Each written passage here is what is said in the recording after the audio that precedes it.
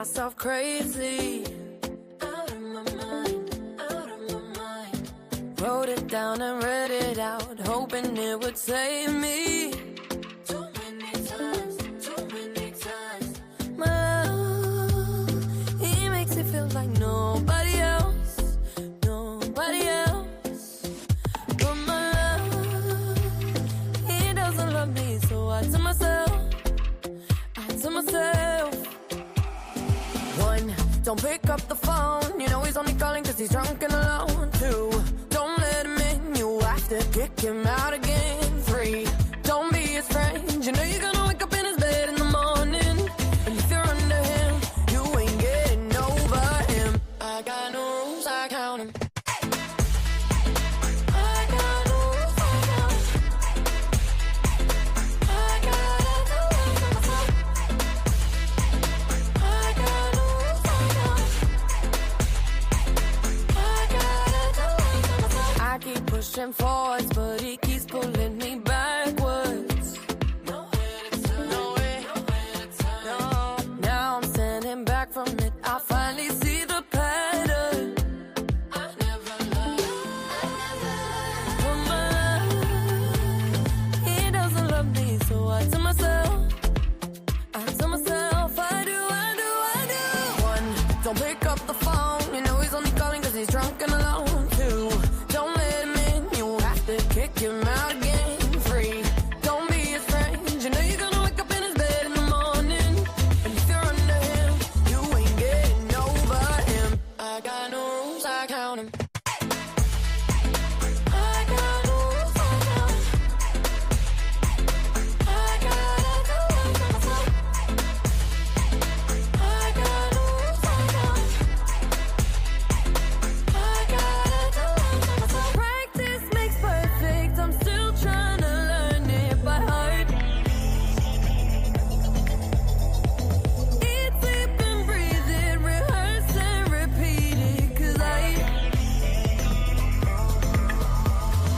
one, don't pick up the phone, you know he's only calling cause he's drunk and alone. Two, don't let him in, you have to kick him out again. Three, don't be his friend, you know you're gonna wake up in his bed in the morning. And if you're under him, you ain't getting over him. I got no rules, I count him. I got no rules, I count him. I gotta do it for myself. I got no rules, I count him. Baby, you know I count him. I gotta do it for myself.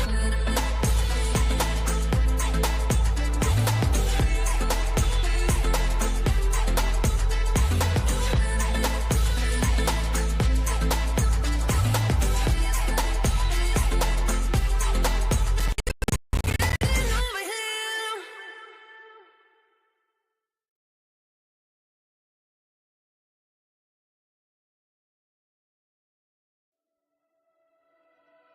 If you don't wanna see me,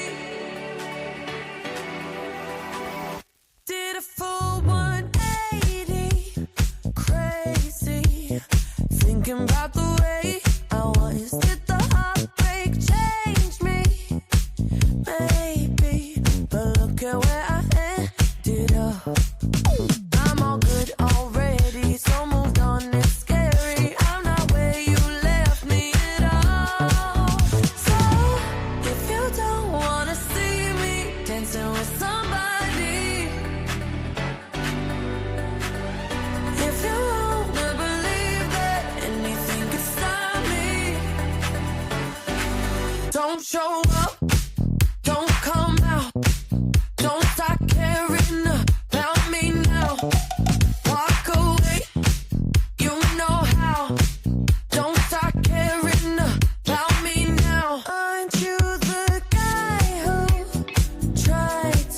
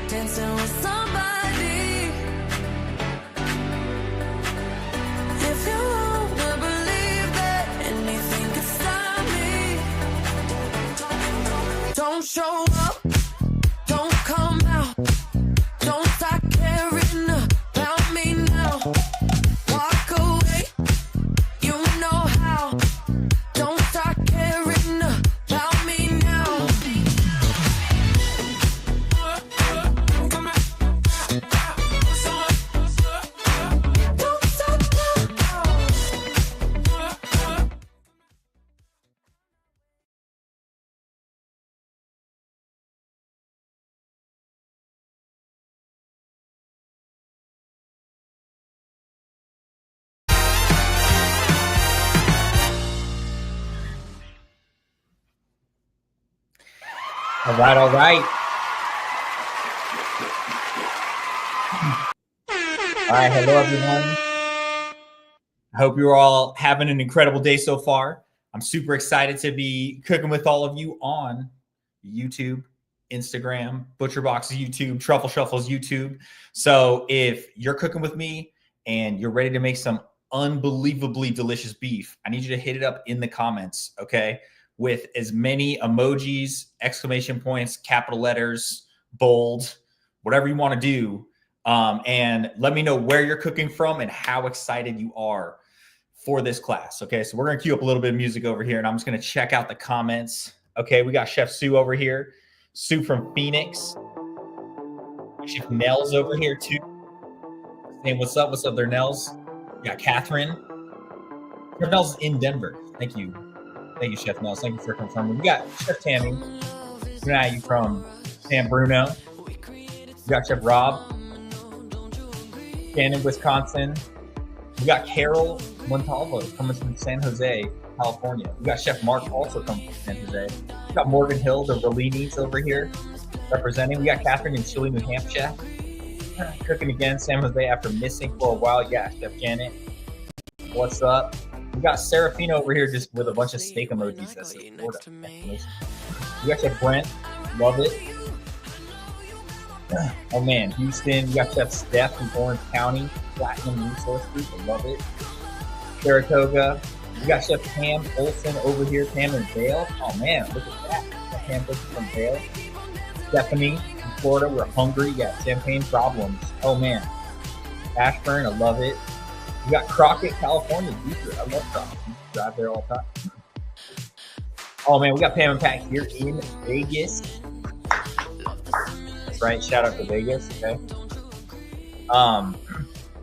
Awesome. Well, I'm excited to be cooking with all of you. Okay, I know for some of you longtime truffle shufflers, we're doing a little bit different. Okay, we're doing this on YouTube because a ton of people are on YouTube. Okay, to be completely honest, we got millions and millions of people on YouTube. That's why we're trying to cook here on YouTube because, as you all know, the best place to learn how to cook in the entire world is with Truffle Shuffle. Okay.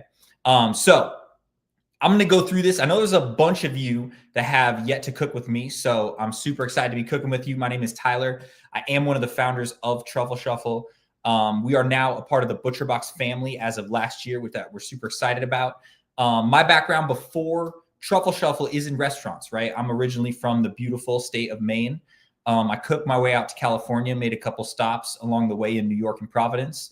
And most recently, before Truffle Shuffle, I was running the kitchen of a restaurant called the French Laundry, which is a 3 Michelin star restaurant in the Napa Valley, unbelievably beautiful, and taught me a lot about how professional chefs really train the next generation of cooks. Okay. And that's how we kind of took that idea and applied it, where we said, hey, if we took the same methods that we use to teach professional chefs, right, and we applied those to people at home, we could teach people how to cook at levels that they really never thought possible, right? So that was kind of the thesis of Truffle Shuffle. And so as a few 100,000 people, including many longtime truffle shufflers, which if you're a longtime truffle shuffler, hit it up in the comments.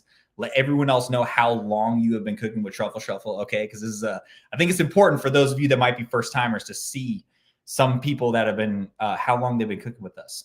So we were able to cook with a few 100,000 people across the globe. We got some wins. You can check us out on Shark Tank, getting to deal with Mark Cuban. And again, like I said, we combined forces like Voltron with ButcherBox last year. And now we're able to cook with some of their unbelievably beautiful beef.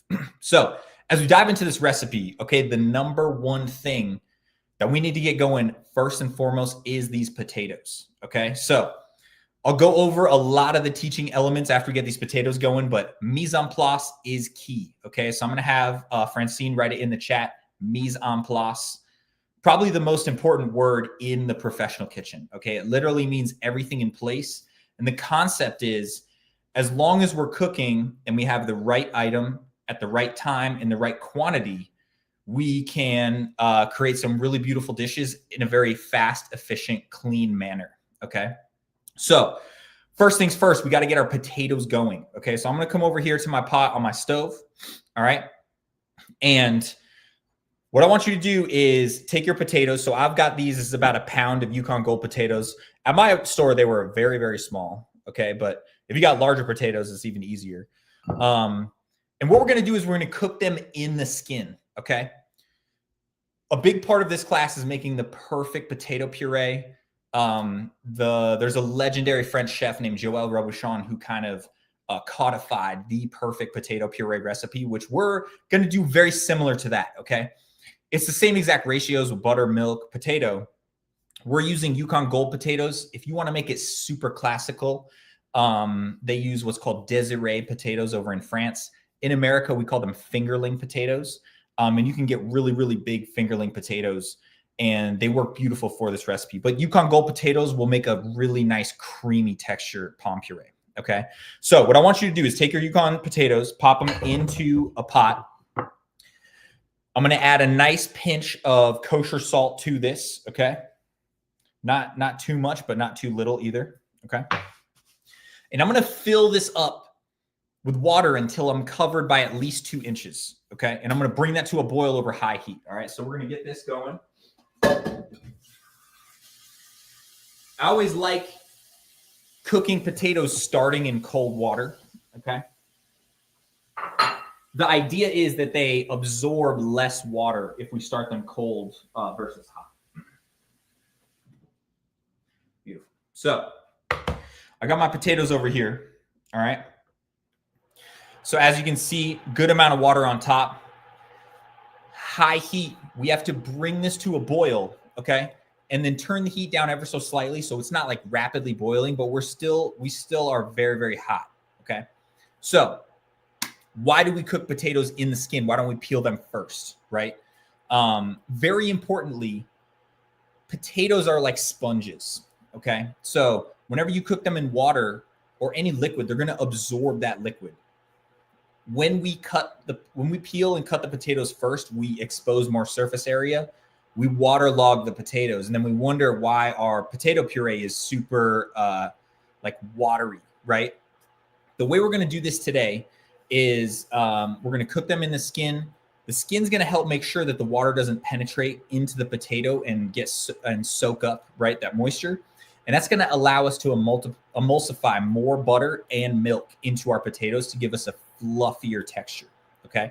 So Chef Karen, I'm going to have Francine answering your question, but honestly, I would say about a tablespoon, but it's depending on how much water, right, you put into your pot. The best way to tell if you have enough seasoning or not is your palate, which once this water comes to a boil, just taste a little bit of the water. You want it to taste nicely seasoned. Okay. And then if it's not seasoned enough, just add a little bit more. Okay. So I'm going to move this to the back. I'm going to keep the heat going on high. I'm going to show you what it looks like as it's cooking. Okay. But basically, that's the number one thing we got to be doing. Okay. So mise en place, mise en place, mise en place. If there's anything I want you to take away from this class, it's that. It's the concept of everything in place at the right time in the right quantity. So our potatoes are really going to define how long it takes to cook this recipe. Okay. So yeah, with that, what I want to do is I want to go over our recipe. Okay. So if you printed it out, we're going to go straight from the top and we're going to explain how we teach you how to cook on a truffle shuffle experience. So we have 2 sections, right? We have a section called mise en place, right? Which is our equipment. And then we have our ingredients. Okay. So whenever we're cooking, the first thing I want to do is I want you to get all of your equipment out. Okay. And we got a couple questions about the onions. If you can't find Cipollini's, no worries. Okay. You can use pearl onions like we're saying in the chat over here. You could also use a yellow onion. Okay. And I'll show you guys how to use that. I'll cut up a yellow onion too and show you how we'll do it differently. We'll basically just dice up an onion as opposed to that. So with that, I'm going to go over my mise en place and just tell you kind of what I'm working with. Okay. So first things first, over here on my stove. All right. We need a couple different pots and pans. All right. And I got a small pot over here, which we're going to use to heat up that milk. All right. I also have a nice large saute pan. Okay, we over here at Truffle Shuffle use Heston. Those are our partners. They have incredible pans if you're ever looking to get a nice set for your house. So we've got a nice large saute pan, which is going to be for our Cipollini Onion Marmalade. Okay, and then I have another large saute pan. You could also use cast iron if you want. I'm going to use stainless steel. Cast iron is totally fine. This is going to be for cooking our steak. Okay, so go ahead, grab your equipment, okay, as I'm calling it out. And if you have a little area on the countertop, you can go ahead and just lay it out there. Okay, so those are my pots and pans. Next up, I got a couple more items. Okay, so number one is I have this piece of equipment, which might look foreign to some of you. Okay, this is called a ricer. Okay, this is a potato ricer. And this is how, if you ever go to a restaurant and you enjoy like silky smooth potatoes, it is because we press them through a ricer. And then many times, like if you're going and eating at a 3 Michelin star restaurant, we'll even pass the finished potato puree through a fine sieve called a thyme to give us that super silky smooth texture. So what this is going to do is it's going to ensure that every single piece of potato is the exact same size and give us a super smooth end product. If you don't have a potato ricer, it is not the end of the world. You can use a potato masher. Okay, you're not necessarily going to get the same silky smooth finished product that you would if you have a ricer, but it's still going to taste delicious. Okay, and just know that if you make that one small change or small investment, you can give yourself even smoother potatoes. Okay, so I also have a whisk, got a little wooden spoon, rubber spatula, a little paring knife, and a colander. Okay, so go ahead, grab that equipment. All right, last but not least, we also have a nice large cutting board, and I've got my knife, a nice sharp knife over here. Very important piece of all of our kitchen equipment. And then me personally, whenever I cook, all right, I always have a wet kitchen towel on my cutting board. You guys will see I'm going to be wiping down my cutting board all throughout the cooking process. The best chefs are the cleanest. Okay. So those are all of our mise en place items. Next up, let's take a look at our ingredients. Okay. So first things first, I have my beautiful, boom, grain-finished ribeye steak. Okay, we are using ButcherBox's grain-finished ribeye steak coming from our partners over at Creekstone. They do an incredible job, okay? And there's literally like as a whole, they do an incredible job on their farm, but there's only a subsection that actually hits the standards of ButcherBox, which is where these particular cows come from. Unbelievable product. Okay, so this is all Black Angus beef. What you'll notice with the ribeye, right? The difficulty in cooking a ribeye is you're really cooking 3 different muscles. Okay, so up here, this is what we call the noix in French, right? Which is basically just the little walnut-shaped piece of meat. Right in the middle, you have what's called the eye of the round, and on the edge, we have the ribeye cap, or the way we call it in French is the calotte de boeuf. Right, this is probably the most prized cut in the entire ribeye.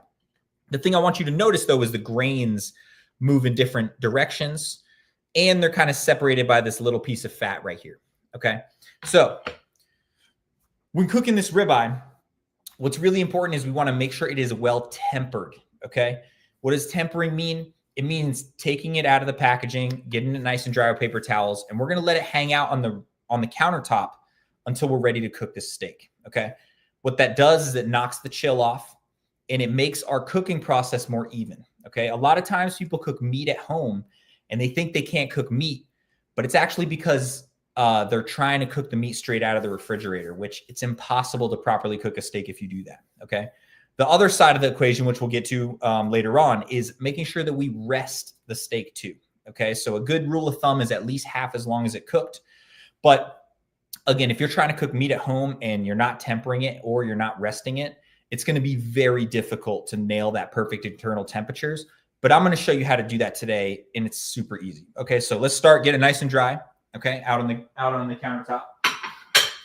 All right, so we have the rest of our items over here. Okay, so I got Cipollini onions. I'm using 1 pound of Cipollini onions. If you don't have Cipollini onions, again, you can use pearl onions. You could even use like a yellow onion. Okay, so maybe two yellow onions or 1 large yellow onion. I got a 1/4 stick of butter, some garlic, and a little bit of thyme. Okay, if you don't have fresh thyme, you could also use rosemary or any other hardy herb. But you'll see this is a really great way to get a nice amount of flavor on our steak. Okay, so those are those items. All right, over here, I got a couple other items as well.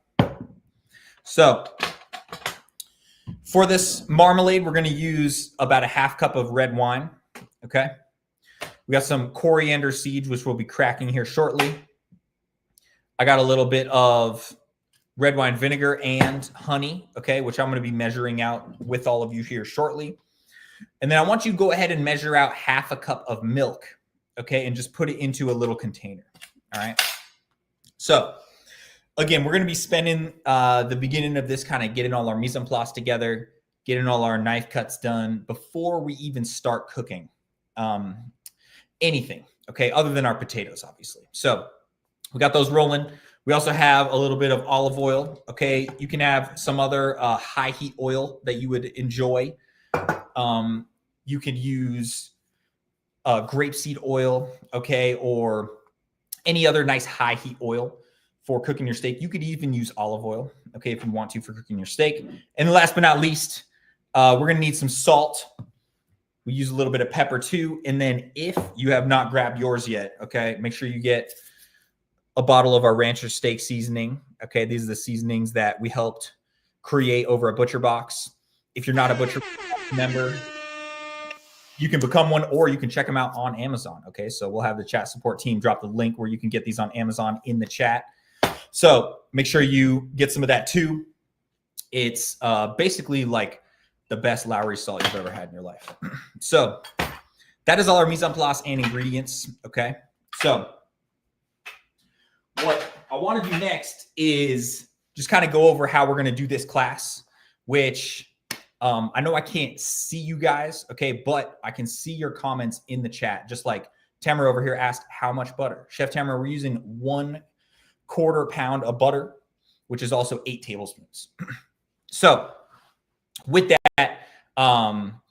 as we go into this class, okay, I'm going to be checking in on you from time to time, okay? And the best way that I've found to do that is via the thumbs up, okay, which you can use the thumbs up emoji in the comments.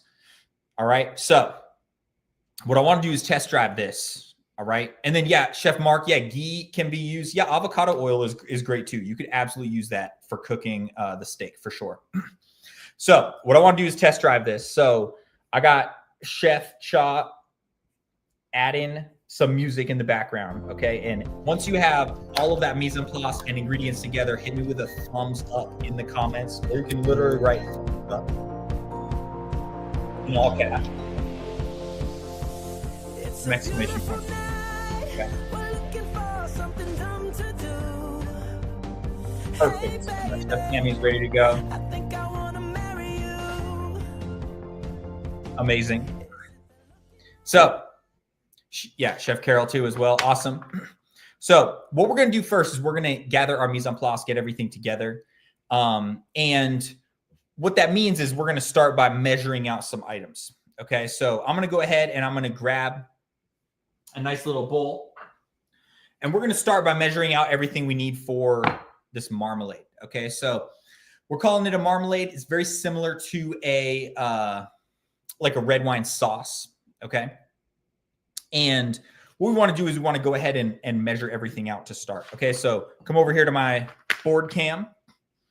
Okay, we're going to grab our honey and our red wine vinegar, okay, as well as our coriander, red wine. And if you have ground coriander, that's fine. Just use like a teaspoon of ground coriander if you're using it. Okay, a tablespoon will be a little too much. So we got all these over here. All right. So what I want to do is I want to measure this out into our bowl to start. Okay. And one thing I should call out too, one of the big reasons why we want to do this on YouTube is that after we do this live class, it'll be available on YouTube forever. Okay. So you can rewatch it. You can share it with your friends, etc. Okay. So you can go ahead and grab a little tablespoon measure. Okay. And we're going to measure out 2 tablespoons red wine vinegar. All right. And it doesn't have to be like 100% perfect. Okay, we're not baking over here. Baking is an exact science. Cooking, or the savory side of cooking, is not as exact. Okay, we're adding a little bit of honey as well. All right, I personally like using wildflower honey, which is a little bit lighter, right, than other honeys. But honestly, honey is a beautiful thing, and you can test out different honeys. If you've ever gone down the rabbit hole of trying all the different honeys, right? Like lavender honey, rosemary honey is incredible. We used to use buckwheat honey even back in the day. All right. And so, yeah, anyone who's asking about the quantities, if you want, you can have your recipe on the side. I got Francine typing it in the chat too, but we've got 2 tablespoons red wine vinegar, 2 tablespoons of honey. Okay, so Francine, please type that in the chat. Oh, perfect. We got it right here. So when we add equal parts vinegar and honey, we create what we call a gastrique. Okay. And that is a really beautiful and delicious base that we use in a lot of sauces in French cooking. Okay. So you guys will notice a lot of like kind of similar flavors, almost to like a sweet and sour sauce. Okay. So in my bowl, I have 2 tablespoons of honey, 2 tablespoons of red wine vinegar. I'm adding half a cup of red wine. Okay. You can use any kind of red wine that you like. I'm using a little Cabernet. Okay. You can also have a little red wine to enjoy during this class. Okay. I'm sure the Tampa crew, the Champagne Problems crew is. I'm also going to add half cup of water. Okay. So add a half cup of water too. This is just going to help give us a little bit of extra space to cook down our onions. Okay. Yeah, Chef Tamara, if you want to use cognac, you can just use a quarter cup of cognac. Use half the amount. Okay. Just because cognac is so much stronger. All right. It'll still taste delicious, and you're going to get more of like more of those flavors, kind of those caramelized flavors, right? From the oxidization of the cognac, but it'll still taste delicious. Okay. So into here, okay, we're also going to add our cracked coriander, which I can show you guys a very simple way to do. Okay. Which we're going to measure out about a little tablespoon over here of coriander, or sorry, a teaspoon rather. And what I want to do is I'm going to go ahead and take my pot. All right. And we're just going to crack this coriander. Okay. And this is a great way to use something like coriander. You can do this with black pepper too. Okay. But I'm literally just taking my pot and cracking the individual seeds themselves. Okay. Which I don't know if we have any Jeopardy music queued up or not, but hit up in the comments if you know the plant that the coriander is the seed of. Okay, hit it up in the chat over here. Let me know. Beautiful. So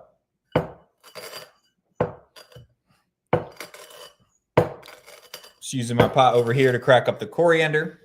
Okay, and I kind of like these larger pieces to bite into. Okay. As we are enjoying this beautiful marmalade. Yeah, exactly. It's cilantro. Whoever said cilantro, you are correct. Okay, we got a lot of people saying cilantro. So my cracked coriander is going straight into that same bowl. Okay. Yeah, perfect. So we got shout outs to Tammy, Stephanie, YouTube user, Karen, Grammy Cup Fun, and Marcy. It is cilantro. That is correct. So in my bowl right here, I have a absolutely delicious concoction of 2 tablespoons of honey, 2 tablespoons of red wine vinegar, 1/2 cup of water, 1/2 cup of wine, red wine rather, and 1 teaspoon of cracked coriander seeds. Okay. So check that out. Looks absolutely beautiful. If you want, you can take a little taste, right? I know there's some raw wine in there and whatnot, but a lot of times people ask me the question of, hey chef, how do you know if something is seasoned properly? How do you really learn how to cook and get that right flavor at the end? The only way to do it is to taste, right? There's nothing that can substitute tasting, okay? So you always want to come in here, get a little taste of this, a little taste of that. You can, again, taste this before it's cooked, taste it after it's cooked, put it in your little flavor bank, okay? And that way you can tell the difference. And that really allows you to know like what cooking changes in terms of the flavor. Okay, so we're going to set this off to the side. We're going to come back to this a little bit later. All right. While I'm here, I'm also going to go ahead and measure out 1 cup of chicken stock. Okay, you could also use beef stock. And as always at Truffle Shuffle, we always prefer that homemade stock because you get all that beautiful gelatin content that's in there. If you don't have homemade stock, that is not a problem. Okay, but we always like that. So I'm just heating up some of this chicken stock that I made earlier. And we're going to use 1 cup for this recipe. Okay, so I'm just going to go ahead and measure this out. Beautiful. Nice. And this is going to be a great base for our sauce. Okay. So I've got my chicken stock measured out and all the other items for my Cipollini Onion Marmalade. All right. So I want to show off kind of how my potatoes are looking right now. I got mine boiling. Okay, they're at a nice strong simmer. All right, so let me show you kind of the temperature that I want. Okay.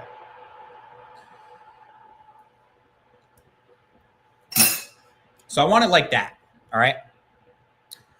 Not like a super hardcore boil, but a strong simmer. All right. And so again, we're cooking these in the skin. All right. We want to make sure that they're fully cooked. So you can use a paring knife. You can use, if any of you have a little cake tester at home, you can use that too. But we want to cook these potatoes until they are completely tender, okay? So you literally just got to come in here and press a knife into it. If you feel any hardness, right, any resistance, they're not done yet, okay? And I know some people's potatoes might be slightly different sizes, but with anything, with potatoes, always err on the side of being a little bit more cooked than a little bit less cooked, okay? So again, keep them on that nice high heat. If you need to add more water to these, not a problem at all. Just make sure they're staying submerged, okay? So I'm going to keep these guys back here again. All right. And we're going to continue on to the next step, okay? So with that, we're going to cue up a little bit of music over here, and I want you to hit me with a thumbs up if you have all your items for your marmalade measured out and your potatoes are at a nice simmer. Okay, so with a thumbs up. Okay, yes. All right, I'm with you, Jeff.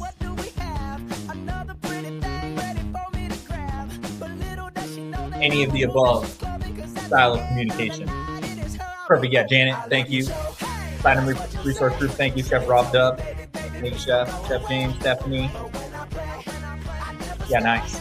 And then, yeah, your potatoes are definitely not done yet. Tamara, you bring up a good point. They definitely won't be done yet. They're going to take at least 20 minutes of simmering. Yeah, family only. Catherine, YouTube user, Allison, Chef Stephanie, perfect. Cool. All right, so the next step is that we're going to come over here and we're going to peel our Cipollini onions. Okay, so again, if you're using Cipollinis, you're going to do it like this. If you're using pearl onions, so you can do it. I'm also going to show you how to do if you just have a yellow onion. We're just going to dice it, okay? And it's going to give us still a nice flavor. Not quite the same as a Cipollini onion, but not the end of the world, okay? So what is a Cipollini onion? Okay, it's a smaller, very similar to like if you've ever had like a Vidalia onion, Walla Walla onion. It's just very sweet. So there's a high concentration of sugar in Cipollini onions. Okay, that's what makes them really, really delicious. A yellow onion, Still obviously part of the onion family, not as high of a sugar content. Okay, so that's going to be the slight difference in this, is that if you're using Cipollinis, they're going to have that really sweet, that really intense sweetness to them that we're going to amplify by caramelizing them. Okay, if you're using a yellow onion, it's just not going to be quite as sweet, but we're still going to caramelize them to give them some of that flavor. Okay, so if you are maybe a little bit behind where I'm at, you're still measuring out your ingredients, not a problem. Okay, keep cruising. We're literally just cooking from the top to bottom in our recipe. So potatoes are boiling. Next step here is to trim our Cipollini onions. Okay, so when it comes to our chippos, very simple. We're going to what we call face the Cipollini onions.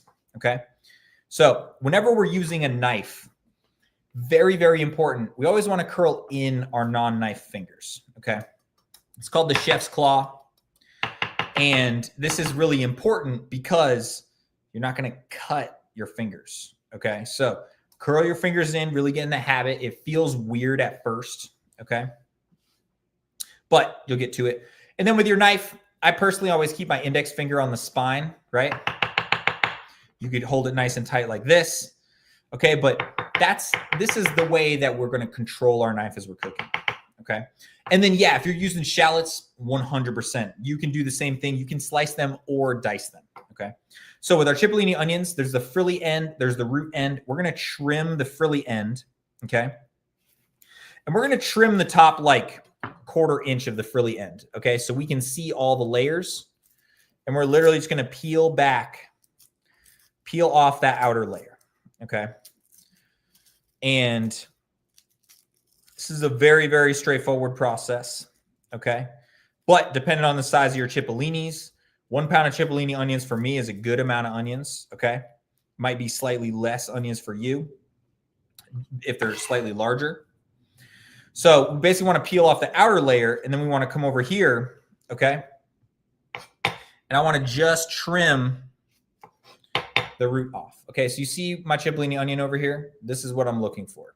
Okay, ideally get some of that papery layer off.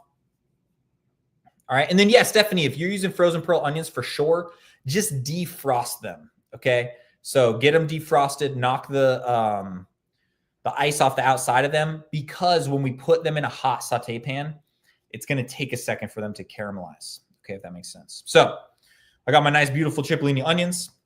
I'm going to put them off to the side. Okay. And this is where, again, our concept of mise en place, right? How we're working, everything in place. I always have a beginning, a middle, and an end to whatever I'm working on. Okay. And this small step right here is going to make you work so much faster whenever you're doing this. Okay. So I got a nice little plate. I'm going to put my finished onions on. All right. So what I like to do is I always like to work in steps. Okay. So what I'm going to do is I'm going to come over here.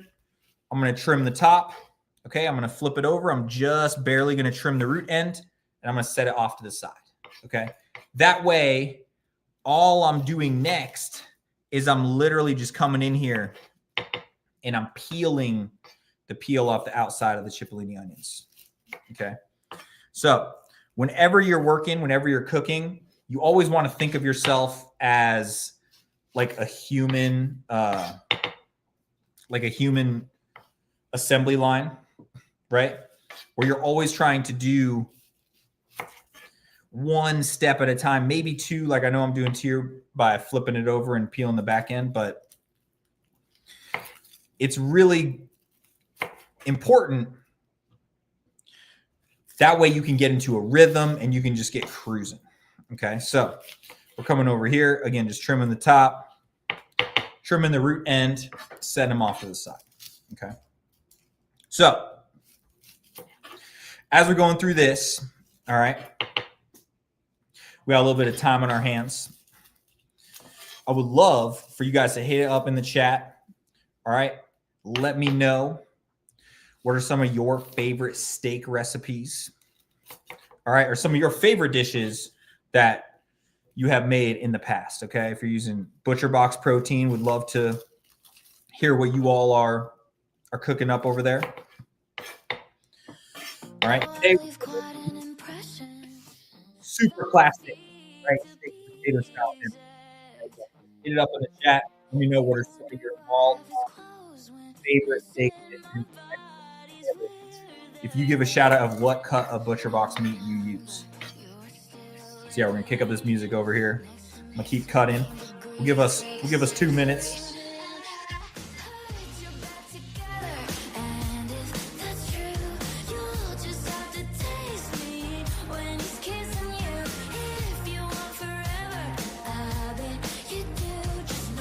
Steak and béarnaise. Look at that. Yeah, bacon wrapped filet mignon from Mr. Cipollini over there, and Norma. Yeah, ribeye with sauce Diane. Yeah, I love that one. That's one of my all-time favorites.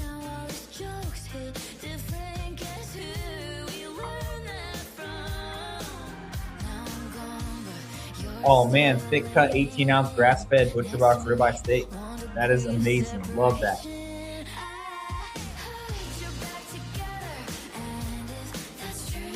Individual beef Wellington.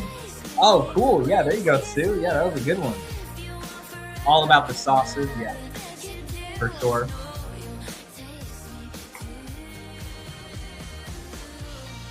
Yeah, beautiful. Missed the beef Wellington class. Would love to try that. Yeah, Chef Catherine, we're going to drop the link to the chat over here about you. That way you can check out our beef Wellington. That's a really, really good one.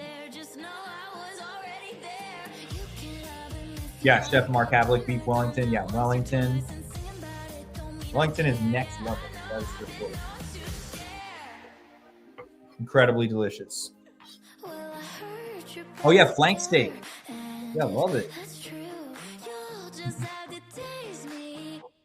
Boom. Filet with red wine reduction. Oh man. Yeah, true. Grilled ribeye with seasonal veggies or salad.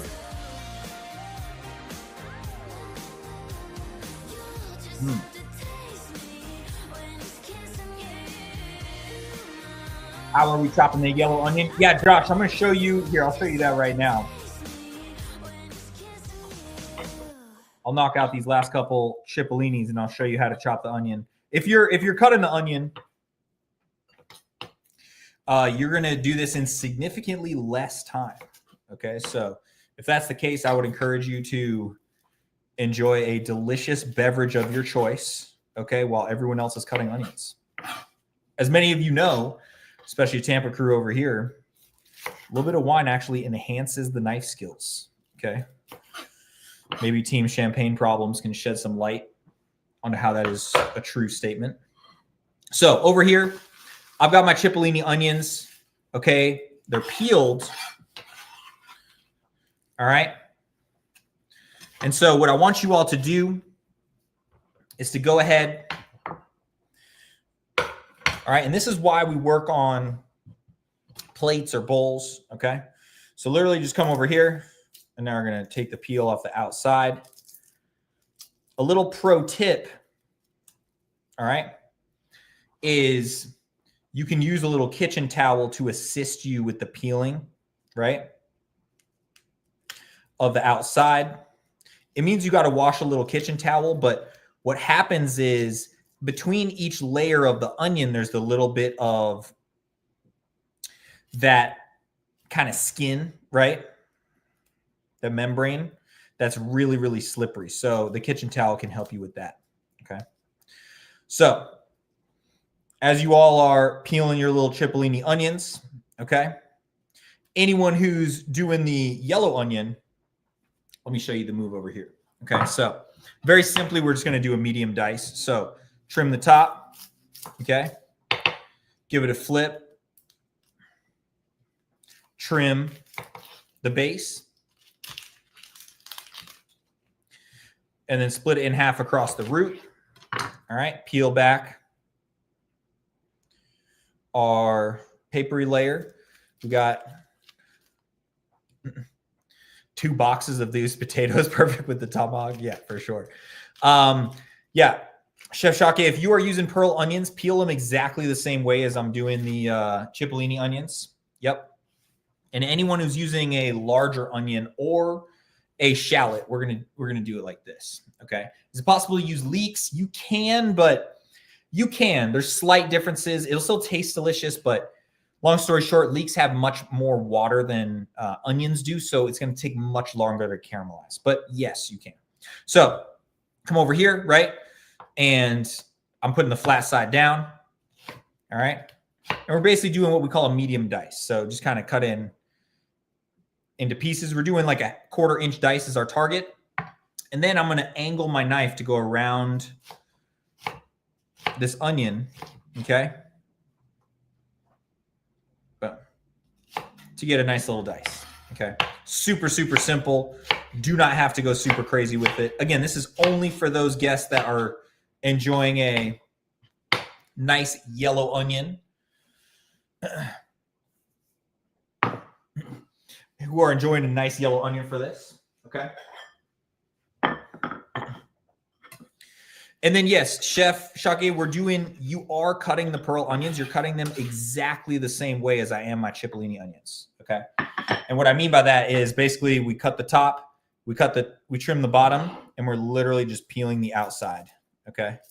Setting them off to the side. So exactly the same method for the pearl onions. Yep. So as we're doing this, what I want you all to do is just keep an eye on those potatoes. Okay, you can give them another poke with your paring knife. Mine are almost done. They still need a little bit more cooking. But again, mine are on the smaller side, so it would not surprise me if yours are not even close to done. Okay. And again, we got plenty of time over here, so no problem. So I'm coming over here, and again, just peeling those Cipollini onions, peeling the edge off, setting it off to the side. Okay. So as we're going through this, okay, some of you might notice that you are that you have some onion tears. Okay, this might happen to you, even to the best chefs. Okay, some of the tears still happen to us. All right, but basically, the only way that you can deal with the onion tears is just keep on pushing. Okay, keep pushing through it, keep rolling with it. I'm not going to lie, a little glass of wine is a fantastic way to deal with onions. Okay, onion-related tears.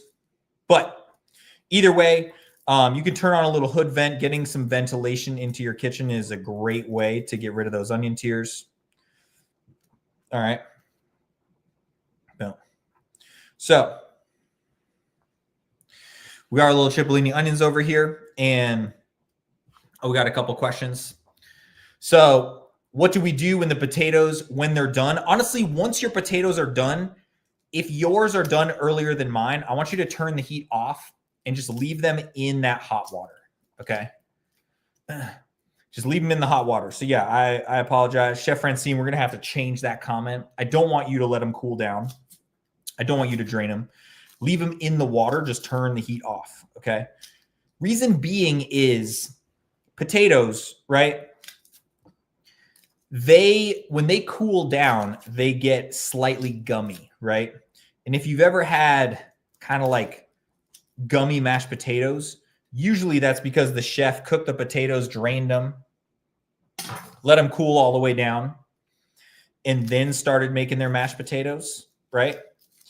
That's not what you want to do. You want to make sure the potatoes are still nice and hot.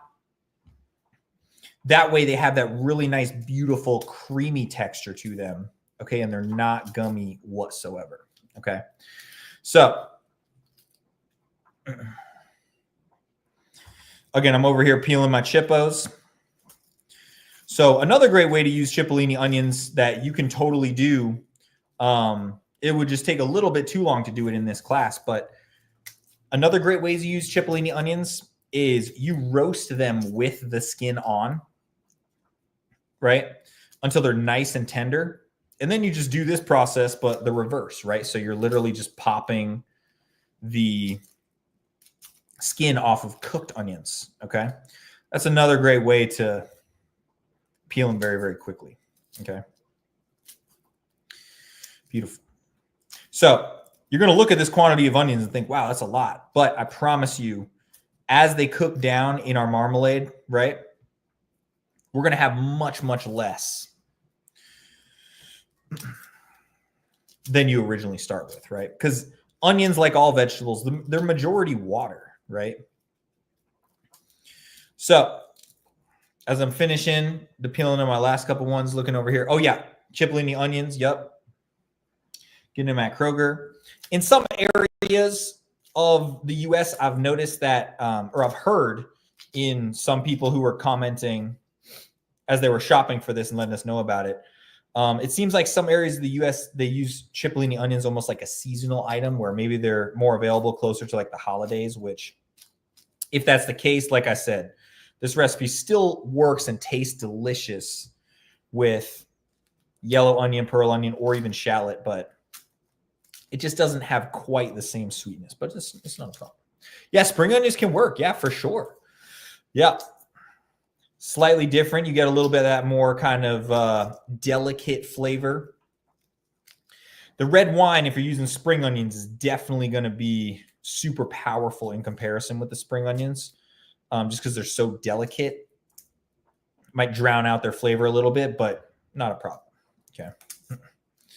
Beautiful. So again, as I'm peeling these, my potatoes are still simmering at that strong simmer, right? Again, if we're leaning on any side of do we want them more done or less done, we would always rather have them be more done. And if your potatoes somehow are fully cooked to the point where you insert a knife into them and they're super tender, just turn the heat off, but leave them in the water, okay? Because all the steps that we need to do for our potato puree, we really want everything to be hot, okay? You'll see we're going to warm up the milk. We're going to make sure our butter is diced up. That way we can emulsify it in really nicely. And this is a absolutely delicious potato puree recipe, I promise you. Beautiful. So I got my last couple chippos over here. And if you wanted to do like another side for this, I know some people always ask, hey, what are some sides that we can use? Because of the time of year, honestly, roasted broccolini is always delicious. Okay, it's kind of one of my go-tos if I'm making something at home for the family. So little roasted broccolini is delicious. You could also do some roasted carrots or glazed carrots, which is really, really nice and delicious with this finished dish. But you can hit it up in the chat too if you got any other side dishes that you're going to be whipping up. All right, I know we got some people that are cooking all kinds of delicious stuff. Oh, man, yeah, we got some roasted asparagus. Yeah, this is the very, very beginning of asparagus season. For sure. So, I've got all my Cipollini onions peeled. Okay, I'm just going to pop them back onto this plate.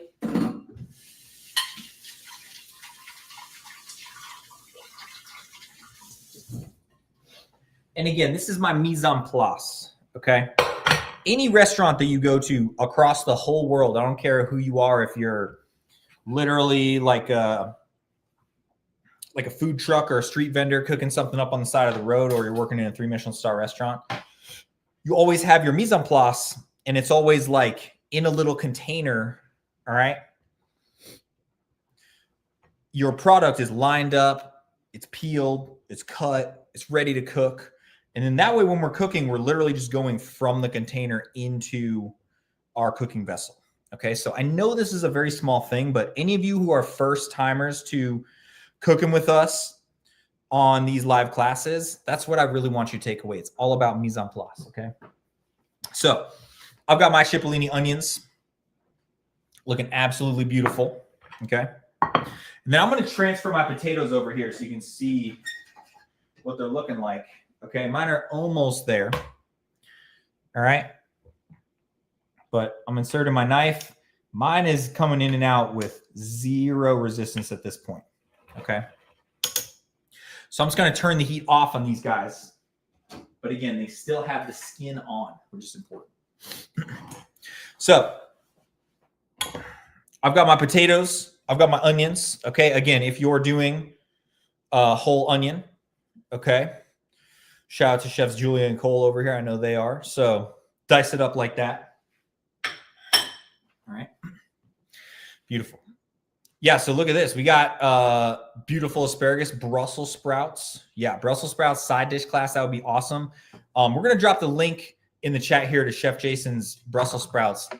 This recipe specifically is like one of our all-time Thanksgiving sides favorites, but it's like my favorite Brussels sprouts recipe in the whole world. So we're going to drop the link over here for you, Nels. Amazing.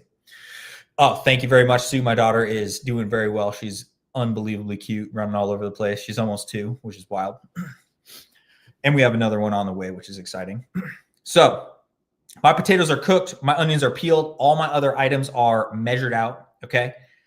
I know that this Cipollini onion project takes a while. Okay. So what I'm going to do over here is we're going to kick up a little bit of music, and I'm going to ask if you are there with me, give me a thumbs up or say done.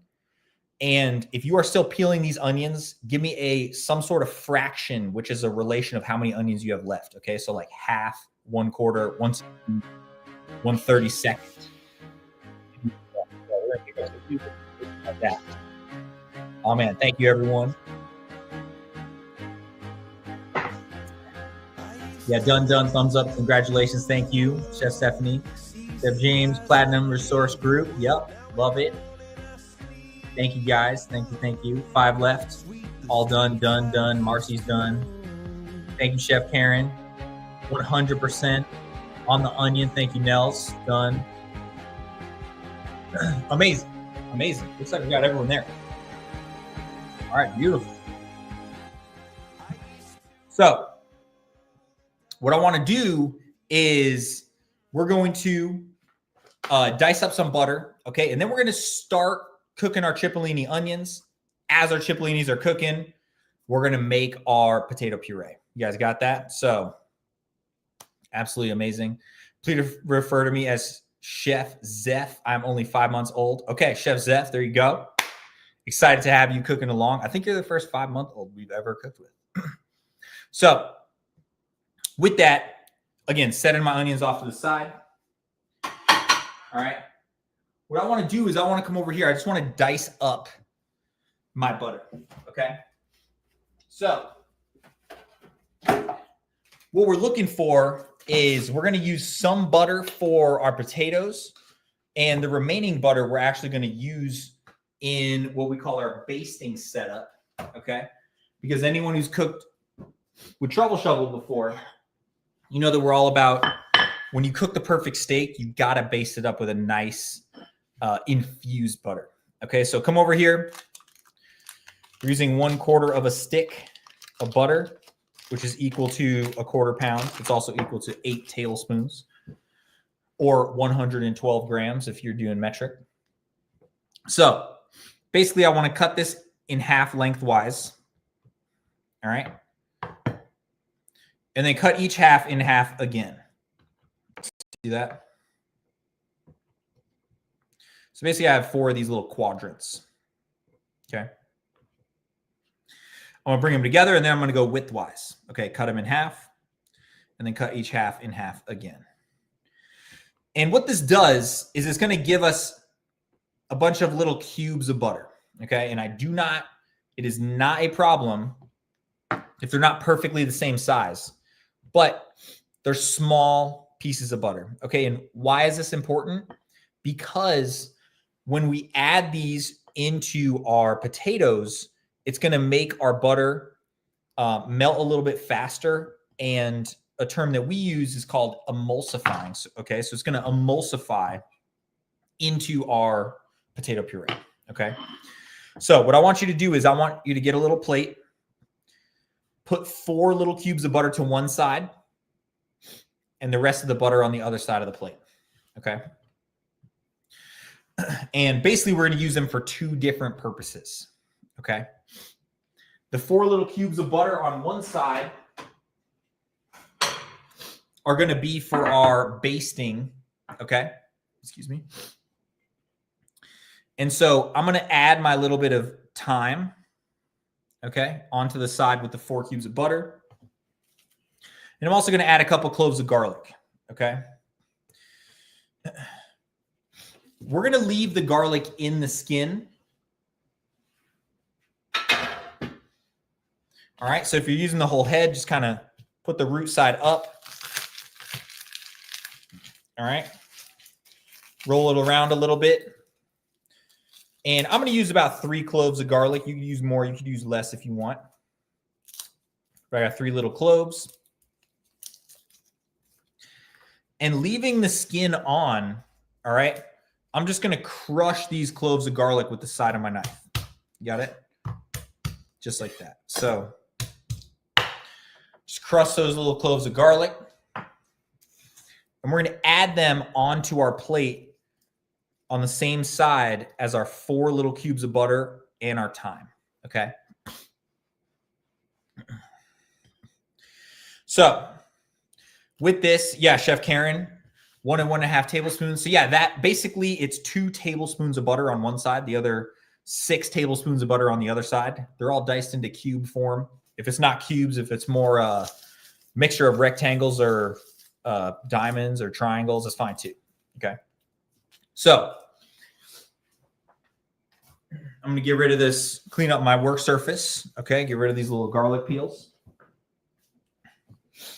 Beautiful. And so we're going to start cooking our Cipollini onions next. But before we get too far into that, I just want to check to make sure that everyone is there with me on your butter and your potatoes. Okay, so my potatoes are done. The heat is off. My butter is cubed. Okay, and I got my basting kit off to the side. Okay, so if you are there with me, hit me with a little thumbs up in the chat over here. All right, we're going to get into the next step. Okay. Perfect. Yeah, Chef Mark is good to go. Thank you very much. Amazing, amazing, amazing. Okay. Nice. Yes, Chef. Perfect. Thank you, Janet. All right, beautiful. So,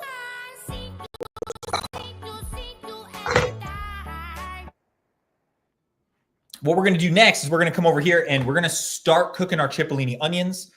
That'll give us the perfect amount of time to get our potatoes going. Okay, so first things first, what I want to do is I want to heat up my saute pan over medium-high heat. Okay, and I'm going to add our olive oil. Okay, so we're using about 2 tablespoons of olive oil. Okay. Enough to really nicely coat the bottom of a saute pan. All right. And what I want to do is I want to heat up this oil until it starts shimmering. Okay. And that's really how we tell if the oil is hot enough or not, is if the oil moves back and forth, almost like the viscosity of water. We can start to smell the olive oil come off of it. Okay. I like using olive oil because this is going to emulsify into our sauce and it's going to give us a really nice finished flavor. Okay. So this is really where, everyone's stove is different. Everyone's pans are different, right? Everything is slightly different. So I'm using an induction burner over here. So I might be a little bit ahead of you at this point. But don't worry, because I'll make sure everyone is caught up, okay, before we get too far ahead. All right, so I want to heat this up until my oil is really nice and hot. It's shimmering. Okay, you see how mine, it just moves back and forth like water. And it'll get really shiny, okay? That lets me know that my oil is hot enough, okay? So what I like to do at this point is add my Cipollini onions, but I want to add them cut side down. Okay, so I like to look at my saute pan almost like the sloping side is almost like a slide. So I just literally place my onion there and let it slide into the pan. Okay, this helps make sure that we're not going to just be like dumping all these onions in here, right? And they're not just going to kind of spray oil all over the place, okay? So just use the side of your saute pan, slide those little onions in, cut side down.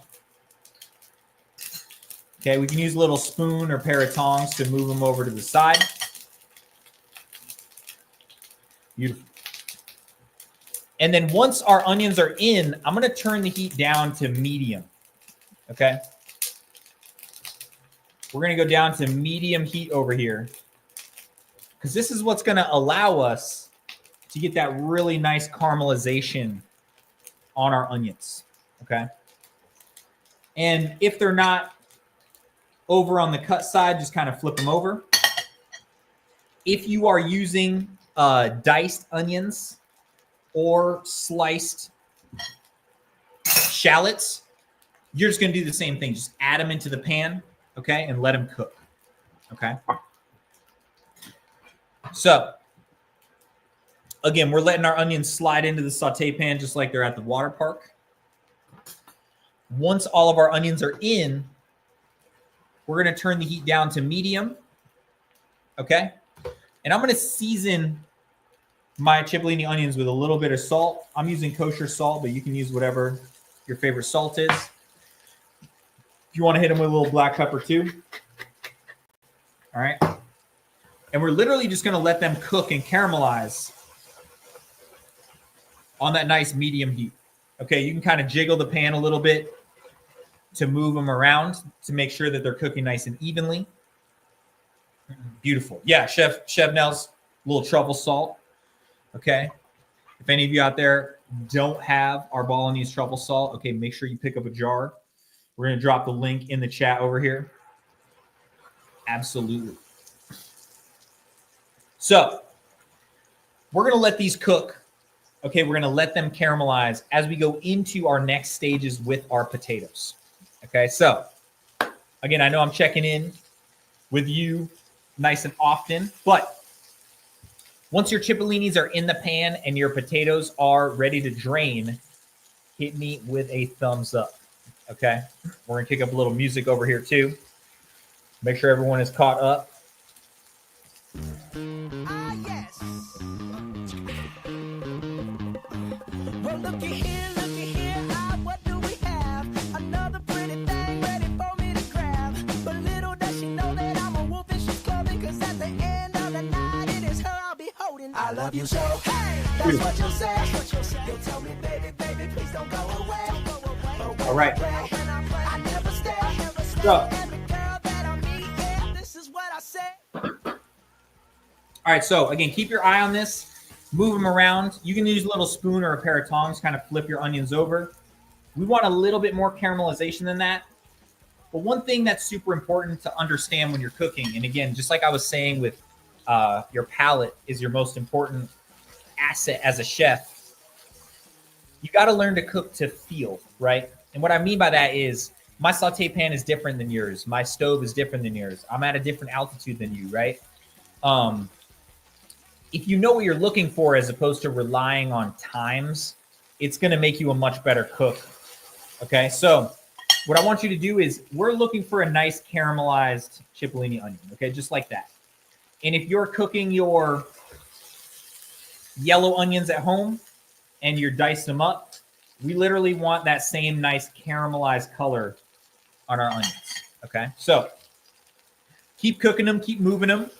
I'm going to drain my potatoes, and then I'm going to lay my drained potatoes out on a plate, and we're going to get to peeling those, okay? So come over here, get them drained.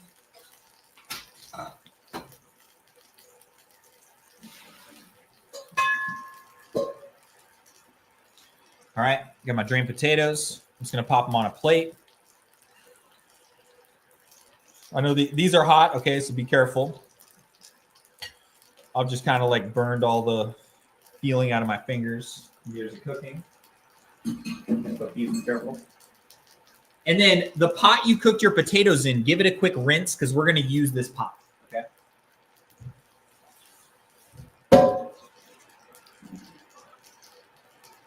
All right. So I'm going to come over here, take a look at my Cipollinis. And if they're caramelized, we can flip them over to the other side. All right. And then basically we'll caramelize the back side of them. And they don't have to be like crazy caramelized. We just want to get that really nice brown, sweet color out of them. Okay. Something that you'll notice is if you are using yellow onions or white onions or red onions, they're not going to get as caramelized. Okay. Again, because Cipollinis have such high amount of sugar, they caramelize very easily. All right. Any onion that's doesn't have as much sugar isn't going to get as caramelized. Okay, so just keep that in mind. So roll them around again, and basically we're going to caramelize the second side and get some nice browning on them. Okay, beautiful. So potatoes are done. Okay, they're still a little hot, but that's what we want. Okay, we want them to be nice and hot. And so basically, the next items of mise en place are, I've got my potatoes on a plate. I'm going to peel them on this plate. And then we're going to rice them into our rinsed off, dried out pot that we just had them in. Okay, and this is going to make our beautiful, absolutely stunning potato puree. That will be a total game changer. Okay, so when it comes to peeling our potatoes, I like to use a little paring knife. All right. And we're literally, you can kind of scrape the side of the potato with your paring knife. All right, and we're literally just doing that. We're just peeling that little potato. If it's a little too hot for you to touch right now, you can always use a little kitchen towel. All right. But again, it's a very small difference, okay? But truly, good cooking is literally just a bunch of little things, okay, that we do along the way. So just the simple difference of cooking the potatoes whole versus peeling them and dicing them, right, is going to give us a completely different finished product. Okay, and that's something for those of you that haven't cooked with Truffle Shuffle a lot is just to think of is just exactly that. Like good cooking is a lot of little things done well. And then all these little details, they add up to a beautiful finished dish. Okay. So again, if yours are a little bit too hot, okay, you can always just enjoy more wine and then they won't feel as hot. But in all seriousness, these are, you can let them cool down just a little bit more if they're a little too hot for you. Okay. Beautiful. So my onions are still cooking away. My onions are looking really nice at this point. So I'm actually going to turn the heat down to about medium low, just because they're almost exactly where I want them. All right. Let me see. Yeah, beautiful. I got some nice caramelization on those guys. So basically, once your onions are nice and caramelized on both sides, we're going to add our marmalade mixture, okay? Which, if you remember, is our little red wine vinegar, our honey, our red wine, our water. All right, so pop that all in. We're going to stay on a nice medium heat, and we're going to cook this down until it's a nice jam. Okay, so again, everyone's stove is slightly different. So medium for me might be medium high for you, but I'll show you what we're looking for. We're basically looking for a nice simmer once we got those onions in there. Okay. And if you're following along in our recipe, we're in how to cook step 3. Okay. So I'm peeling my potatoes.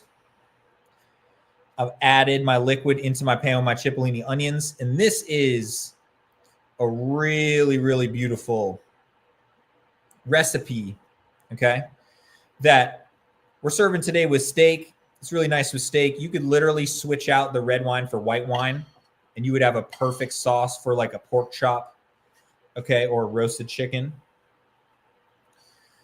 But a super easy sauce to make and really, really delicious, okay? Nice. So I'm almost done peeling my potatoes. But I want to show you basically, we want our onion marmalade on a nice, strong simmer. Okay, basically exactly the same speed that we had for our potatoes. Okay, beautiful.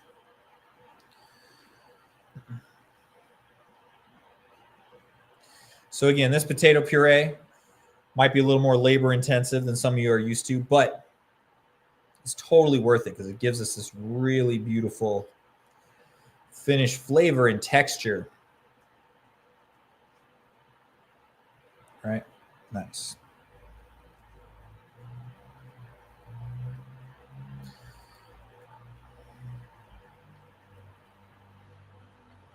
Nice. So I've got my onions simmering. All right. I'm going to move these to my back burner. And we're basically going to cook this down until it's pretty jammy, right? It's going to be reduced down almost until we got like maybe a quarter cup of liquid left, maybe a half cup. We'll keep an eye on it, but our onions are going to be totally tender to the knife, just like our potatoes were. Then we're going to put our chicken stock on top, cook that down, and that's going to be our delicious sauce. Okay, so as this is cooking, make sure you keep an eye on it. Again, I'll remind us of it. And again, taste. Taste how the flavor develops, right? And what I'm tasting for right now isn't seasoning, because it won't taste all the way seasoned. But as it cooks down, all right, it'll get that really nice finished flavor to it. So let that keep cooking on the, I'm gonna let that keep cooking in the back. All right. And what I'm going to do next is I'm going to rice my potatoes. Okay, so these are still nice and warm. I've got my pot and my ricer. No heat is under my pot right yet. But I've got my pot and my ricer, and I'm ready to get going. Okay, so I want to start ricing these potatoes, but I do want to make sure you are there with me. Okay, so once you have your liquid in with your onions, and once you have your potatoes peeled, in the comment section, hit me with a thumbs up. Okay, we're gonna kick up a little bit of music over here, make sure everyone's good to go. If you ever find yourself stuck in the middle of the sea, I'll sail the world to find you. If you ever find yourself lost in the dark and you can't see, I'll be the light to guide you. Find out what we're made of. Beautiful. We are called to help our friends. All right, nice. And we got a good question. Reduce to about what volume? So I'll show you, but it'll basically be in between half a cup and a quarter cup. And then unsalted butter is preferred. If you use salted butter, not a problem. Just make sure we taste the potatoes before we season. Okay. So I'm gonna come over here and start ricing my potatoes. If you have a ricer, literally you know what that is. We're just pressing our potatoes through.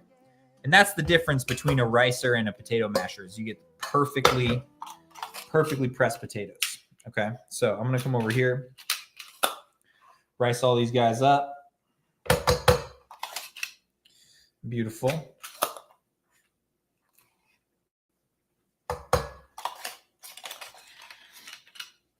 And like I said, using a ricer is going to give us that really beautiful finished texture.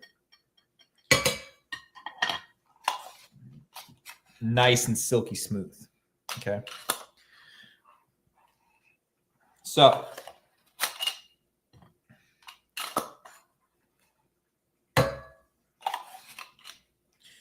Beautiful. So I got my potatoes riced up over here.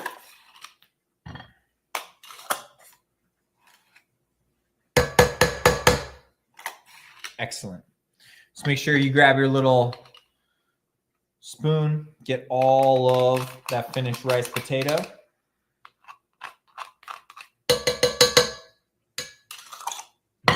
And so what I have over here is my rice potato hanging out in my pot, okay? Which is exactly what I want.